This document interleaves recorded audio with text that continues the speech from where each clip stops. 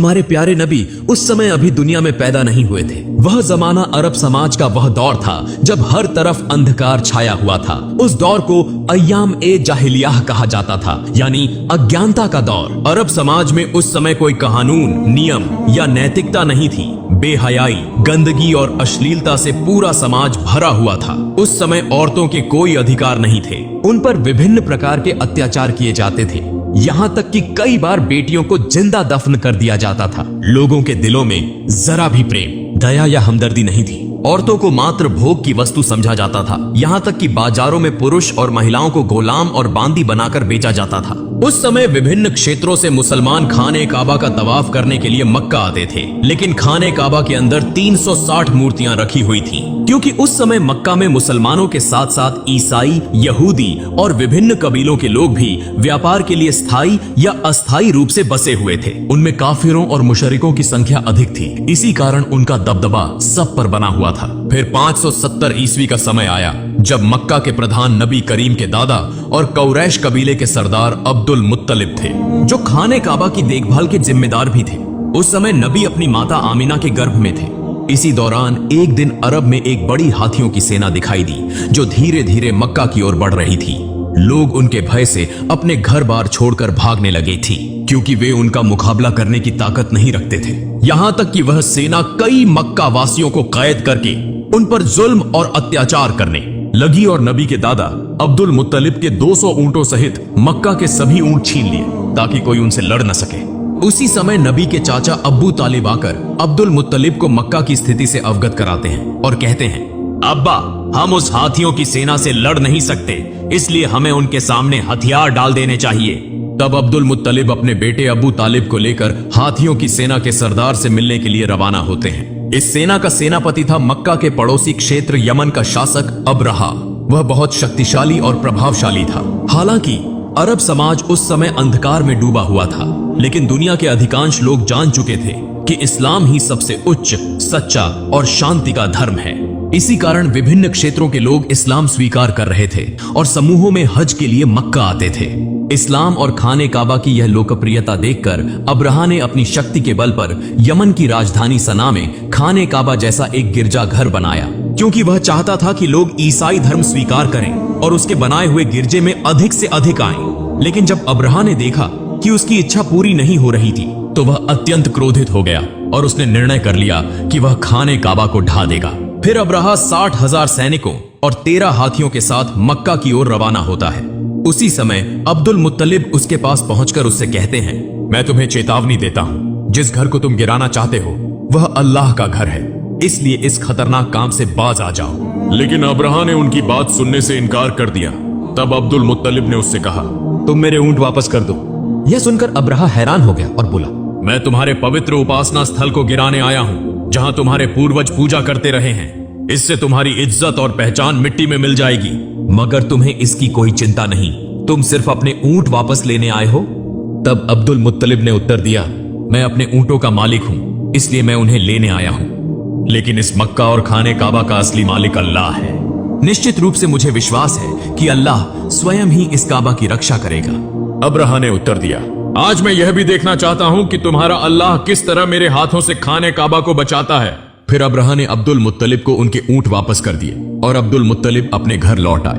अगले दिन सुबह अब्रहा अपनी हाथियों की सेना के साथ मक्का में प्रवेश करने के लिए बढ़ रहा था, लेकिन जैसे ही हाथी खाने काबा की सीमा में पहुंचे, वे आगे बढ़ने के लिए तैयार नहीं थे। ऐसा लगा जैसे उनके पैर पत्थर के हो गए हों और किसी चीज में जकड़े हुए हों। अब्रहा और उसके सैनिक चालाकी से जबरदस्ती हाथियों का रुख मोड़ देते हैं और उन्हें अच्छा अच्छा खाना खिलाते हैं। वे खाने की ये सभी चीजें खाने काबा के सामने फैला देते हैं, ताकि हाथी लालच में आकर दोबारा खाने काबा की ओर बढ़ें। इधर अब्दुल मुत्तलिब बहुत अधिक चिंतित थे। दुखी मन से वे खाने काबा के पास आते हैं। खाने काबा के दरवाजे पर एक जंजीर थी। अब्दुल मुत्तलिब ने उस जंजीर को मजबूती से पकड़ लिया और अपना सिर दरवाजे पर रख दिया। फिर अल्लाह ताला से दुआ करने लगे, हे अल्लाह, यह घर तेरा है और इसकी रक्षा की जिम्मेदारी भी तेरी है। हम तो सिर्फ तेरे बंदे हैं, हमारे बस में कुछ भी नहीं। अब तू ही अपने घर की रक्षा कर। यह दुआ करते हुए उनकी आंखों से आंसू बहने लगे। तभी अचानक अब्दुल मुत्तलिब ने आकाश से एक आवाज सुनी। वे धीरे धीरे आगे बढ़े और जैसे ही उन्होंने नजर उठाई, उन्होंने देखा कि आकाश से सैकड़ों अबाबील पक्षी मक्का की ओर आ रहे हैं। अब्दुल मुत्तलिब आश्चर्य से पक्षियों को देख रहे थे और मन में सोच रहे थे, शायद यह अल्लाह की ओर से भेजी गई वह रहमत है जो आज खाने काबा को बचाने के लिए आई है, वरना इतने अधिक अबाबिल पक्षी यहाँ क्यों आए हैं। हर अबाबिल के पास 3-3 कंकड़ियां थीं। एक कंकड़ी उनकी चोंच में थी और 2 कंकड़ियां उनके पंजों में थीं। अब्दुल मुत्तलिब ने देखा कि सभी अबाबिल पक्षियों ने खाने काबा के चारों ओर घेरा बना लिया है, यहाँ तक कि वे तवाफ कर रहे हैं। तब वे समझ गए कि आज दुनिया की कोई ताकत खाने काबा को नष्ट नहीं कर सकती। फिर सभी अबाबिल पक्षी तेजी से अब्रहा की हाथियों की सेना और उसके सैनिकों पर टूट पड़े। अब्रहा के सैनिक पक्षियों को देखकर बेहद डर गए और वहां से भागने लगे, लेकिन तब तक सभी अबाबिल पक्षी अपनी चोंच और पंजों में मौजूद कंकड़ियां अब्रहा की सेना और हाथियों पर बरसाने लगे, जैसे आकाश से पत्थरों की बारिश हो रही हो। यह देखने में आया कि हर कंकड़ी सैनिकों के शरीर को चीरकर आर पार हो रही थी और पलों में पूरा लश्कर नष्ट हो गया। यहाँ तक कि अब्रहा भी वहीं मारा गया और अल्लाह ताला ने उन काफिरों को तबाह कर दिया। यह अल्लाह रब्बुल आलमीन की कुदरत थी कि उन्हीं छोटे छोटे पत्थरों के जरिए 60,000 सैनिक और 13 हाथी नष्ट हो गए। यह घटना कुरान पाक की सूरह अल फील में बयान की गई है, जहां अल्लाह ताला फरमाते हैं, क्या तुमने नहीं देखा कि तुम्हारे रब ने हाथी वालों के साथ क्या सलूक किया? क्या उसने उनकी चालाकी को नाकाम नहीं कर दिया? अल्लाह ताला ने उनके खिलाफ झुंड के झुंड अबाबिल पक्षी भेजे, जिन्होंने हाथियों की सेना पर छोटे छोटे कंकरीले पत्थर बरसाए, जिसके परिणाम स्वरूप वह सेना कुचले हुए तिनके की तरह हो गई। इसी तरह उस दिन अल्लाह ताला ने खाने काबा की रक्षा की। इस घटना के लगभग 2 महीने बाद एक रात एक अद्भुत घटना घटी। मक्का के लोग अपनी अपनी व्यस्तताओं में लगे हुए थे। उसी रात नबी करीम के दादा अब्दुल मुत्तलिब खाने काबा की छत पर खड़े थे। अचानक उन्होंने आकाश पर एक चमकदार रोशनी देखी जो पूरे अरब, पूर्वी क्षेत्रों और पूरी दुनिया में फैल रही थी। यह दृश्य देखकर अब्दुल मुत्तलिब हैरान रह गए और तेजी से नीचे उतरे। जब वे खाने काबा के अंदर पहुंचे तो उन्होंने देखा कि वहां मौजूद 360 मूर्तियां जो विभिन्न मूर्ति पूजकों ने रखी थी, स्वतः गिरकर टूट रही थीं। वे खाने काबा से बाहर निकले तो उन्होंने यह दृश्य भी देखा कि कूफा और शाम के बीच पानी का प्रवाह शुरू हो चुका है, जबकि कई वर्षों से वहां पानी का नामो निशान तक नहीं था। उसी समय उनकी नजर अपने घर की ओर पड़ी। वे देखते हैं कि उनके घर से एक अजीब रोशनी निकल रही है, ऐसी रोशनी जो उन्होंने पहले कभी नहीं देखी थी। अब्दुल मुत्तलिब धीरे धीरे अपने घर की ओर बढ़ने लगे और जैसे ही वे दरवाजे के करीब पहुंचे, उन्होंने देखा कि अन्य बीबी आमिना की गोद में एक नूरानी बच्चा मौजूद है, जिसके शरीर से असाधारण रोशनी निकल रही है। यह दृश्य देखकर अब्दुल मुत्तलिब की आंखों से आंसू बहने लगे, क्योंकि इस अंधकारमय अरब समाज में चिराग बनकर आने वाले प्यारे नबी हजरत मोहम्मद दुनिया में तशरीफ ला चुके थे। अगले दिन अब्दुल मुत्तलिब ने अपने प्यारे नवासे की अकीकी की, ऊंट ज़बह किया और गरीबों व जरूरतमंदों को खाना खिलाया। इस मौके पर उनके बेटे अबू तालिबा भी उनकी मदद कर रहे थे। इसी दौरान नबी के चाचा अबू लहबा वहां पहुंचे, मगर जब उन्हें पता चला कि उन्हें गरीबों के साथ बैठकर खाना पड़ेगा तो वे दरवाजे से ही वापस लौट गए, क्योंकि अबू लहब बहुत घमंडी इंसान था। इधर हजरत आमिना के सीने में दूध नहीं था, इसलिए नबी करीम को दूध पिलाने के लिए एक आदायू को बुलाया गया। वह दाई दरअसल अबू लहब की पत्नी की बांदी थी। जब अबू लहब घर वापस आया तो उसकी पत्नी ने उससे गुस्से में झगड़ा किया कि तुमने मेरी बांदी को यह काम करने क्यों दिया, क्योंकि असल में भी अबू लहब की पत्नी भी बहुत घमंडी औरत थी। दूसरी ओर यहूदी विद्वान एक स्थान पर बैठकर आपस में चर्चा कर रहे थे। वे यह समझ चुके थे कि जरूर कोई खास बच्चा पैदा हुआ है, क्योंकि वो उनकी धार्मिक किताबों में इसका उल्लेख था। जिस रात प्यारे नबी का जन्म हुआ, उस रात आकाश पर जो प्रकाश प्रकट हुआ, उसे देखकर यहूदी और ईसाई विद्वान समझ गए थे कि वह बच्चा दुनिया में आ चुका है। मगर वे यहूदी सबसे अधिक चिंतित थे, क्योंकि उनमें से किसी भी यहूदी के घर ऐसा बच्चा पैदा नहीं हुआ था। तो फिर वह बच्चा कौन हो सकता है? इसीलिए यहूदी सरदारों ने कई बच्चों को खरीदने की कोशिश की ताकि उस बच्चे को अपनी जाति में शामिल कर सकें। बल्कि उन्होंने कई धोखेबाज औरतों को पैसे देकर वो आदेश दिया कि वे किसी खास निशानी के माध्यम से उस नबी को खोजें। कुछ दिनों बाद बच्चों के नाम रखने का एक समारोह हो रहा था। वहां कई बच्चों के नामों की घोषणा की जा रही थी और सभी लोग खुशियां मना रहे थे। इसी सभा में अब्दुल मुत्तलिब भी आए, अपने प्यारे नवासे को गोद में लिया और उसका नाम रखने के लिए आगे बढ़े। अब्दुल मुत्तलिब पहले उस काले पत्थर पर हाथ रखते हैं, तभी खाने काबा के दरवाजे का कुंडा दरवाजे पर खुद ब खुद टकराने लगता है और नन्हे नबी के शरीर से नूर की किरणें निकलने लगती हैं। अब्दुल मुत्तलिब सबके सामने खड़े होकर बच्चे का नाम मोहम्मद रखने की घोषणा करते हैं। यह सुनकर वहां मौजूद विभिन्न कबीलों के लोग हैरान रह जाते हैं और कहने लगते हैं, यह कैसा नाम है? यह तो हमारे किसी देवी या देवता के नाम से नहीं मिलता।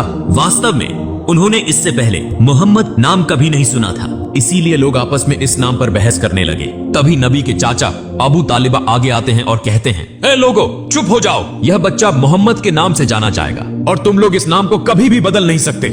यह कहकर उन्होंने सबको शांत करा दिया और सभी ने उनकी बात मान ली। फिर देखा गया कि अबू लहब अपनी कट पत्नी की बांदियों को वापस लेने आया था, जिसने नबी करीम को सबसे पहले दूध पिलाया था। अब नबी भूखे थे मगर उन्हें दूध नहीं मिल रहा था। यह देखकर अब्दुल मुत्तलिब सीधा अबू लहब के पास गए और उससे इसका कारण पूछा। अबू लहब कहने लगा, यह बांदी मेरी पत्नी ने मुझे तोहफे में दी थी, इसलिए इसकी मालकिन मेरी पत्नी है। यह सुनकर अब्दुल मुत्तलिब गुस्से में आ गए और कहा, तुम मोहम्मद के चाचा होकर भी ऐसी बात कर रहे हो, जबकि मैं तो मोहम्मद के लिए अपनी जान भी देने को तैयार हूँ, मगर अल्लाह ही सबसे बड़ा रक्षक है। इसीलिए नबी करीम ज्यादा दिनों तक दूध के बिना नहीं रहे। उस समय अरबों की परंपरा थी कि बच्चे के जन्म के बाद उसे दूध पिलाने और पालन पोषण के लिए देहाती औरतों को सौंप दिया जाता था, ताकि वह खुली हवा में पलकर मजबूत हो। इसका एक और लाभ यह था कि बच्चे को शुद्ध अरबी भाषा सिखाई जाती थी। उन बंजारिन महिलाओं को इस सेवा के बदले अच्छा इनाम भी दिया जाता था। हर साल रेगिस्तानी महिलाएं मक्का आती थीं ताकि बच्चों को गोद ले सके। इस साल भी कई महिलाएं अपने पतियों के साथ मक्का पहुंची थीं। उनमें एक जोड़ा ऐसा भी था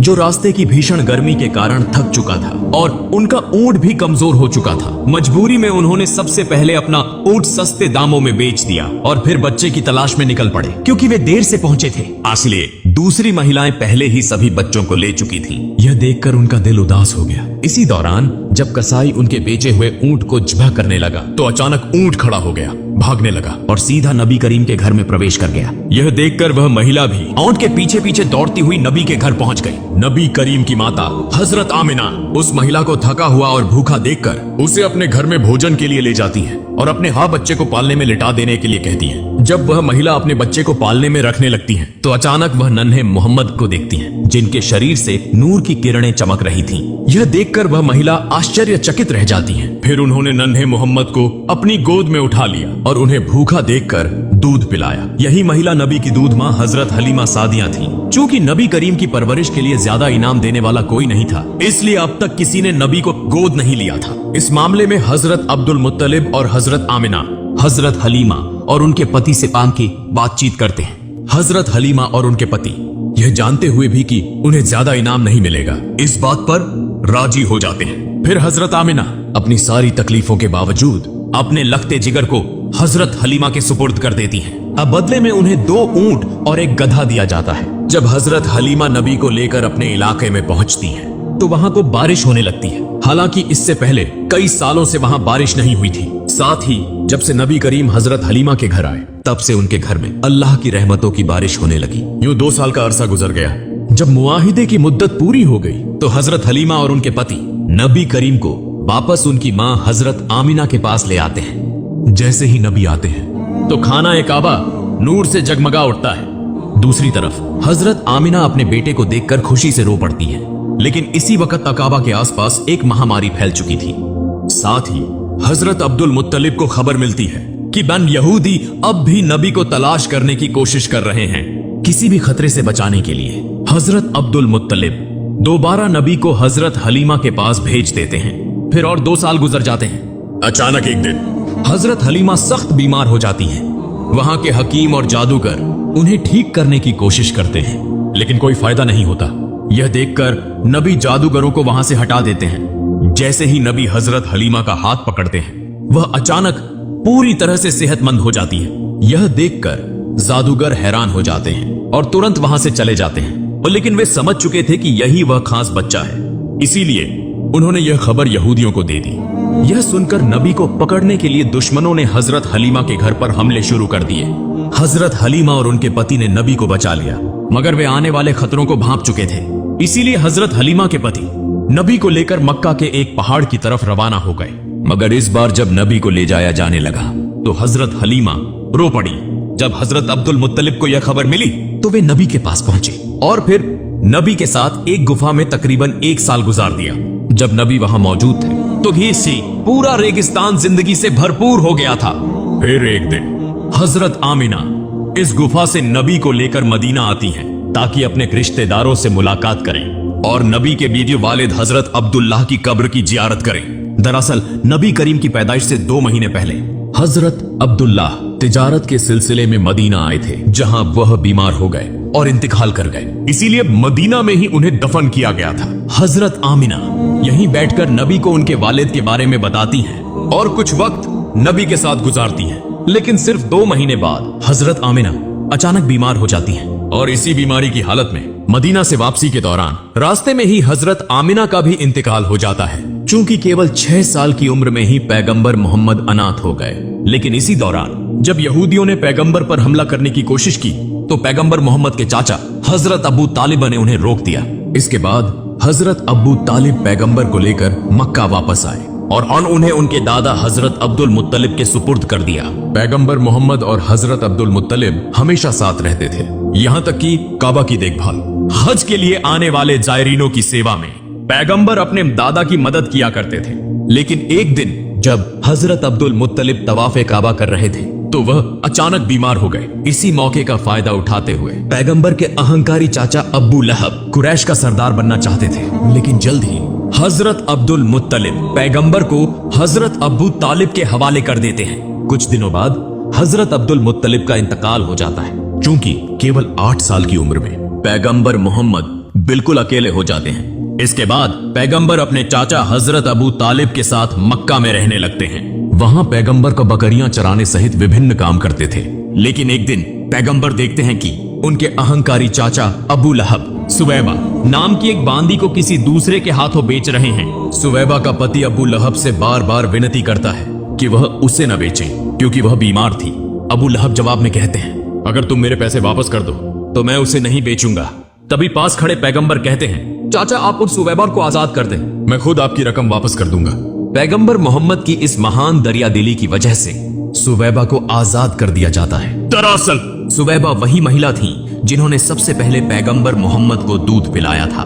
फिर एक और दिन पैगंबर मोहम्मद देखते हैं कि एक व्यक्ति अपनी बेटी को जिंदा दफनाने के लिए ले जा रहा है। इस दौरान उसकी पत्नी अपने पति के पैरों को पकड़कर रो रही थी और उससे विनती कर रही थी कि वह ऐसा न करे। पैगंबर मोहम्मद उस नन्ही बच्ची को गोद में लेकर उस व्यक्ति के पास आते हैं और उसे समझाते हैं कि बेटी माता पिता के लिए रहमत होती है। पैगंबर की बातें सुनकर उस व्यक्ति का दिल मोहब्बत और रहमत से भर जाता है और वह अपनी बेटी को खुद अपनी गोद में उठा लेता है। इस तरह समय बीतता गया और पैगंबर की उम्र 12 साल हो गई। इधर उनके चाचा अब्बू तालिब चूंकि एक व्यापारी थे तो अरब की परंपरा के अनुसार वह हर साल शाम सीरिया की यात्रा किया करते थे।